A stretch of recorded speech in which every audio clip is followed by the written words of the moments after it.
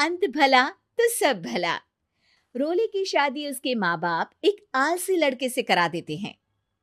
चलो, रोली की शादी हुई और हमने गंगा नहाई। और क्या, बेटियां तो होती ही हैं बोझ। हाँ, पर अब क्या चिंता, उतार तो दिया बोझ तुमने, अब वो लोग समझे। ससुराल में रोली का पति कहता है, देखो, मैं कोई काम नहीं करता, ये बात तुम्हारे मम्मी पापा को बता दी थी मैंने। अब जो किराया आता है दुकान का, उसी से घर का गुजारा करना है। कभी भूल से भी कोशिश ना करना किसी चीज की डिमांड की। क्या मम्मी पापा को पता था कि आप कोई काम नहीं करते? और क्या, बड़ा अच्छे से पता था। उन लोगों को तो तुम बोझ लगती थी, बोल रहे थे कि बस शादी कर लो और कोई मतलब नहीं है। रोली को यह सुनकर बहुत गुस्सा आता है, लेकिन करती भी तो क्या, क्योंकि वो जानती थी कि उसके माता पिता ऐसे ही हैं। जैसे तैसे रोली दिन काट रही थी। रोली को एक प्यारी सी बेटी होती है। धीरे धीरे वो बड़ी होती है और उसके साथ उसकी जरूरतें भी बढ़ती जाती हैं। सुनिए जी, अब तो सिमी बड़ी हो रही है, उसका स्कूल में दाखिला कराना है। मैंने अब तक तो जैसे तैसे समय काट लिया, लेकिन मैं बच्ची की परवरिश में कोई कमी नहीं रखूंगी। अरे क्या है यार, अब तो लगता है कोई ना कोई काम ढूंढना ही पड़ेगा। अब पति रोज काम की तलाश में जाता और बिना किसी काम के वापस आ जाता। रोली समझ जाती है कि पति के अंदर अब काम करने की क्षमता नहीं है। वो बेटी को उच्च शिक्षा देने के लिए कुछ करना चाहती थी, लेकिन करती तो क्या करती। एक दिन रोली की सहेली कहती है, रोली, मेरी कोई औलाद नहीं है। अगर तू मेरी औलाद को जन्म दे तो मैं तुझे तेरे मुंह मांगे पैसे दूंगी। अरे, तेरी औलाद को मैं कैसे जन्म दे सकती हूँ? सरोगेसी से। बच्चा मेरा और वैभव का ही होगा, लेकिन कोख तेरी होगी। ये संभव है रोली। रोली कुछ सोचकर कहती है, मुझे मंजूर है, लेकिन मैं इसका 2 लाख रुपया लूंगी। अरे कोई बात नहीं, मुझे मंजूर है। रोली खुश हो जाती है कि एक बच्चा पैदा करने का उसे 2 लाख रुपया मिलेगा। वो घर आकर पति को बताती है, वो भी खुश हो जाता है। अब क्या था, डॉक्टर के पास जाकर सहेली का बच्चा रोली की कोख में पलने लगता है। मुझे 20,000 चाहिए मेरे बेटी के एडमिशन के लिए। हाँ हाँ ठीक है, मैं उसके एडमिशन से लेकर सारे खर्चे उसके अकाउंट में डाल रही हूँ। रोली की बेटी का एडमिशन हो जाता है। रोली को लगता है कि वो अब सब कुछ ठीक कर देगी।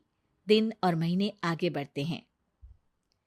अब एक दिन, एक बात कहूँ जी, काश इस बच्चे को मैं रख पाती। मैं अब इससे काफी जुड़ गई हूँ। अरे यार, पता नहीं किसका बच्चा है, अपने पास है ना अपनी मुन्नी।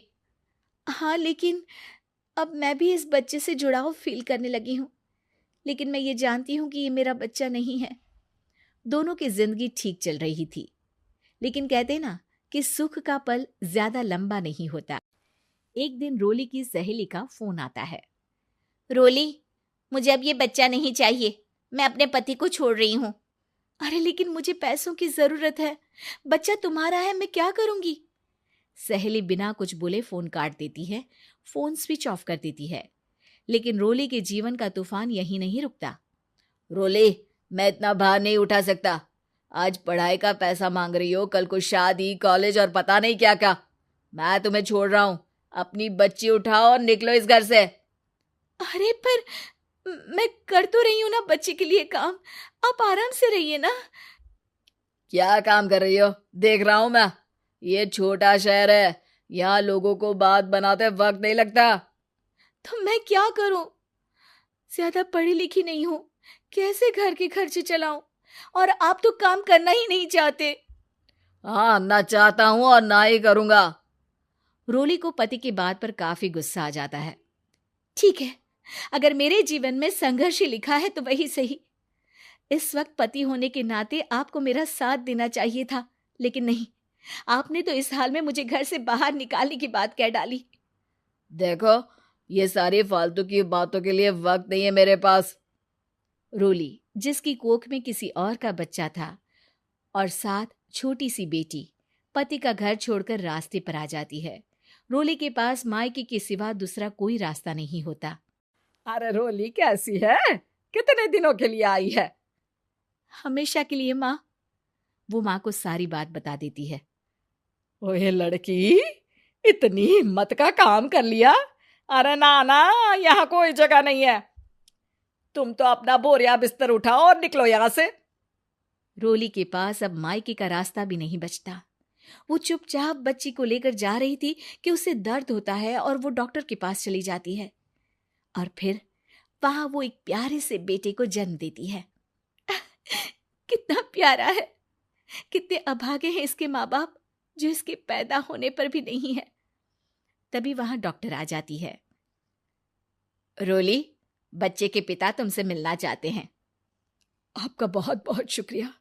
मैं इस बच्चे को पालूंगा, भले ही इसकी माँ ने इसे छोड़ दिया हो, पर मैं अपनी जिम्मेदारी निभाऊंगा।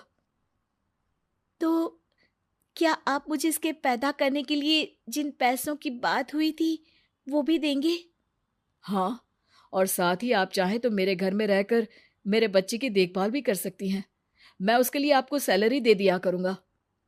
रोली को लगता है कि जैसे भगवान ने उसके लिए सुकून का रास्ता खोल दिया। वो अब मुकेश के साथ उसके घर चली जाती है, जहां रहकर वो उस बच्चे की देखरेख करती है। अब मुकेश के घर को रोली अच्छे से संभाल लेती है। उसके लिए खाना बनाने से लेकर बच्चों की देखभाल और घर की देखरेख। धीरे धीरे मुकेश को रोली से प्यार हो जाता है। रोली, तुम्हारी बेटी और मेरा बेटा बिल्कुल भाई बहन की तरह साथ रहते हैं। हाँ, आखिर है तो एक ही कोख के बच्चे, अटैचमेंट तो होगा ही ना। रोली, तुमने घर और मुझे दोनों को संभाल लिया। ये तो मेरा काम है। आपने भी तो मुझे छत दी जिससे मैं अपनी बेटी की पढ़ाई और भविष्य के लिए पैसे जोड़ सकूं। अब रोली, क्या तुम मुझसे शादी करोगी? अब मैं जानता हूं तुम्हारी भी शादी कुछ खास अच्छी नहीं रही। रोली को मुकेश की बात ठीक लगती है। वो उसे हाँ बोलने की सोच ही रही होती है कि उसके पहले पति का फोन आ जाता है। रोली, मैं बहुत परेशान हूं। मेरा एक्सीडेंट हो गया है। मैं चाहता हूं तुम वापस आ जाओ। रोली को पुराने पति की चिंता होने लगती है। वो सोचती है कि वो क्या कर रही थी। हाँ हाँ ठीक है, मैं आ रही हूँ। हाँ रोली, आ जाओ, लेकिन बच्ची को कहीं हॉस्टल में छोड़कर आना, क्योंकि मैं नहीं चाहता कि हम लोगों के बीच फिर से वो सारी बातें हो। रोली को समझ आ जाता है कि पति आज भी सुधरा नहीं है। वो पति के पास जाने से इनकार कर मुकेश को हाँ कर देती है।